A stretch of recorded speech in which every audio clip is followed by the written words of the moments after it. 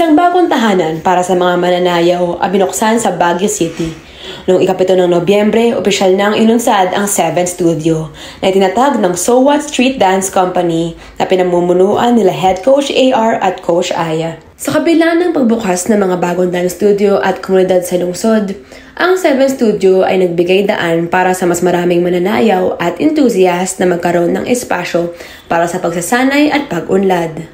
Ayon sa mga organizer, ang 7 Studio ay naglalayong magbigay ng training space para sa mga mananayaw na naghahangad na mas bumuti pa ang kanilang kasanayan.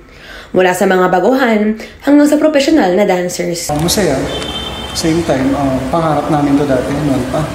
Kasi kami, nagpa-practice na kami ng convention, Burnham, tapos gym, hindi pa namin solo. Alam mo yun, parang wala kaming privacy sa team namin. Hindi lang naman kami, marami pang mga generations na makaka-apak to sa student. Marami kami matuturuan. Kung ano yung natutunan namin, matuturuan namin sila in the long run. Kasabay ng grand opening, inanunsyo ng 7 Studio ang kanilang Week 1 Dance Camp na nagsimula noong ika-8 ng Nobyembre hanggang ika-9 ng Nobyembre. Ang camp na ito ay bukas sa lahat ng interesado na makilahok sa mga klase at workshop na pinangungunahan ng kanilang mga coach. Ang pagbubukas ng 7 Studio ay isang hakbang sa patuloy na pag-usbong ng komunidad ng sayaw sa Baguio at isang indikasyon na lumalaki ang interes at suporta sa mga sining at kultura sa rehiyon.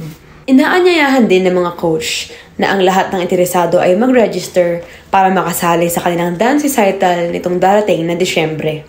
Ongoing ang registration for the Year-End Dance Camp 2025, our first ever grand recital concert this year and more to come sa 7 Studio. So, pumunta lang kayo sa Facebook page namin. Magsasubmit kayo ng form, fill out the form, and then our secretary will assist you. Sa pagdami ng mga itong espasyo sa lungsod, lalo pang napapatatag ang pagkakakilanlan ng Baguio bilang sentro ng sining at kultura sa Cordillera. Ako si Cassandra Lucero, nag-uulat para sa Herald Express.